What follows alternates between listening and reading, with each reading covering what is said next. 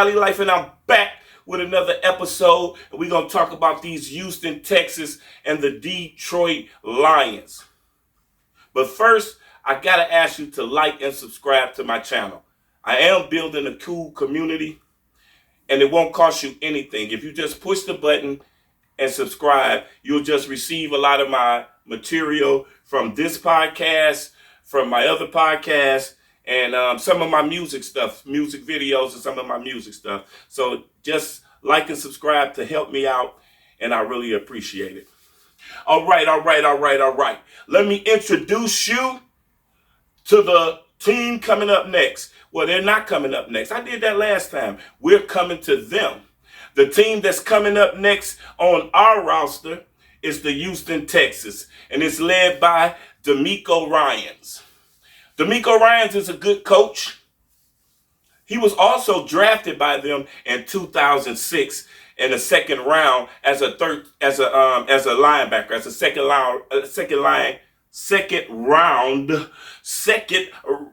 round linebacker. Okay.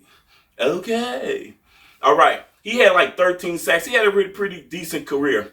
But he's coming in to battle. Well, we're coming in to battle into the stadium to battle this team led by C.J. Stroud. C.J. Stroud is a very outstanding second-year quarterback.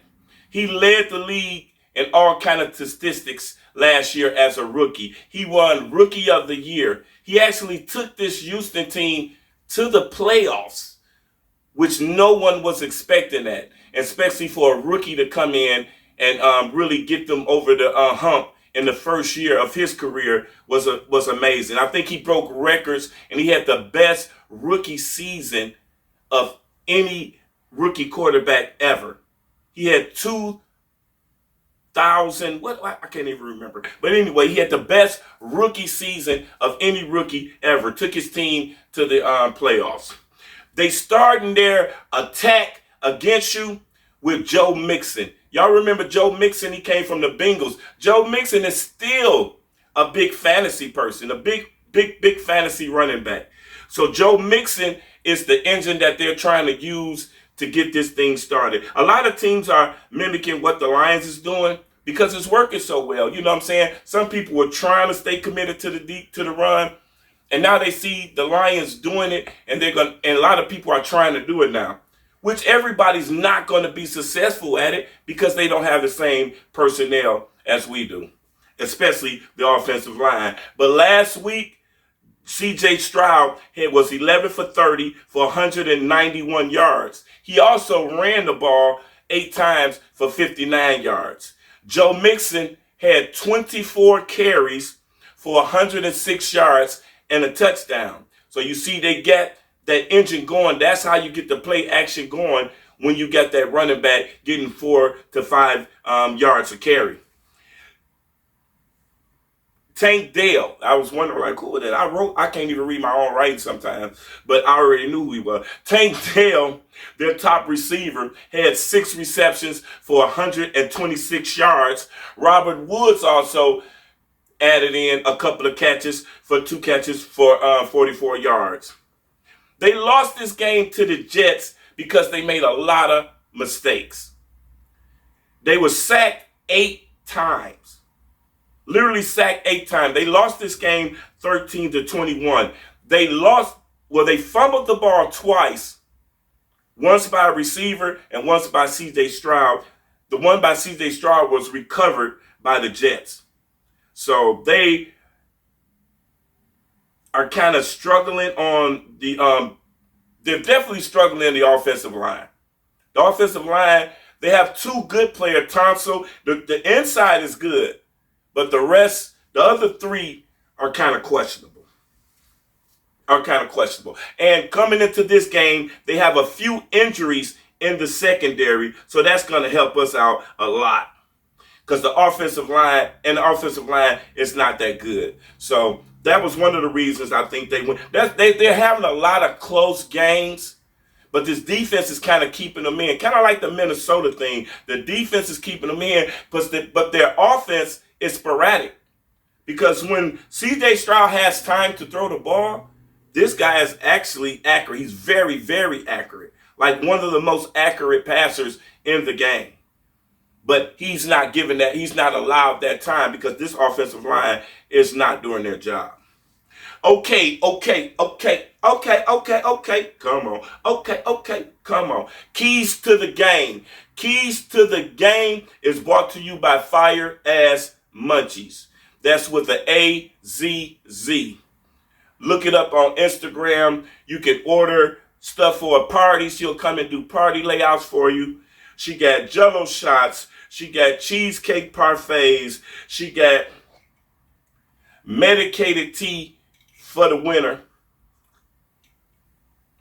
So check them out on Instagram, Fire Ass Munchies. Hey, and also, if the Lions win again, you can go down to Pure Options Dispensary on Livernois. That's the Detroit location only.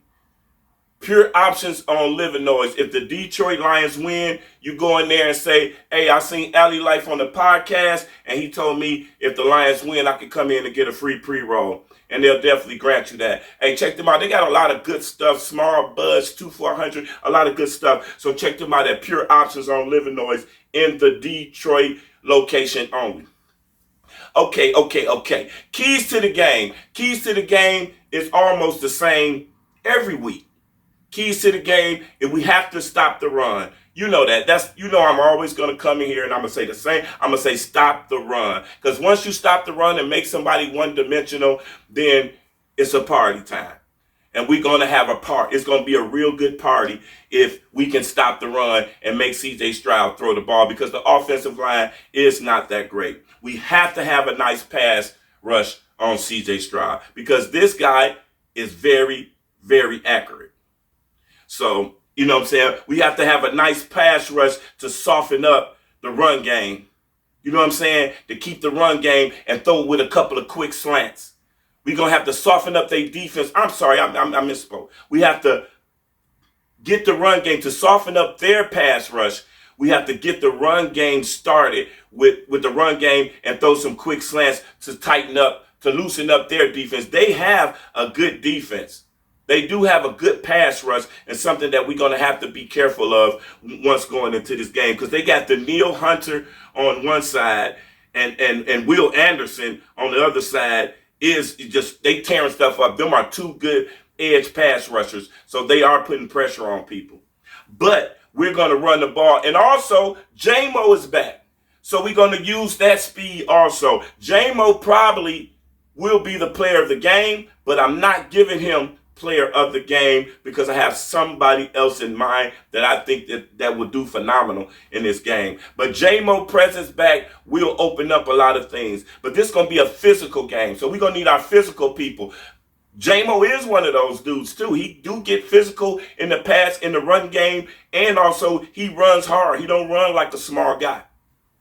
So Tim Patrick and St. Brown and Knuckles, they're going to be very, very key to what we do here today and winning this game. Physicality.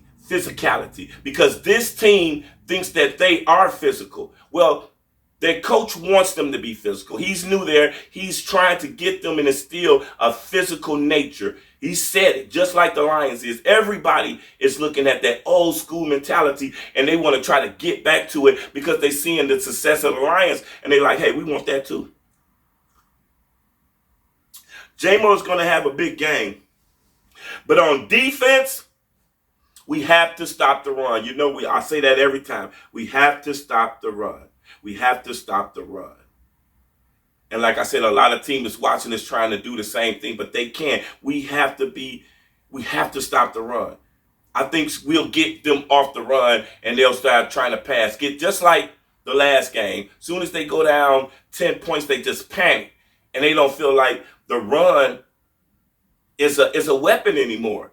We always feel like the run is a weapon because we feel like we can run for 40, 50, 60, you know what I'm saying, 20 yards a whop. So that's just like a pass. So we feel like the run is always a weapon. So we're never going to shy away from that like we did in the Tampa Bay game. But I don't think that'll ever happen again. Okay, what else I'm gonna say? We need CJ Stroud, like I said, he's a very accurate passer, so you definitely need to pressure him. But my player of the game, I think would be Josh Paschal. Josh Paschal is coming back. He's been out for 2 weeks now. Josh Paschal is a dominant force. People don't know he's been really good. He's been out for 2 weeks, and I'm so happy for him. I think he's going to come back and just tear things up because 2 weeks ago, they found a mass on his shoulder. So he was very worried, wondering, if this thing's going to be cancerous or not.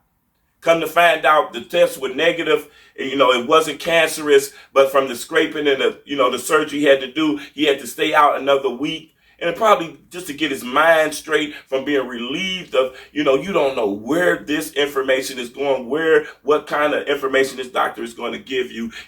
Football was the least of his worries probably at that time. You know what I'm saying?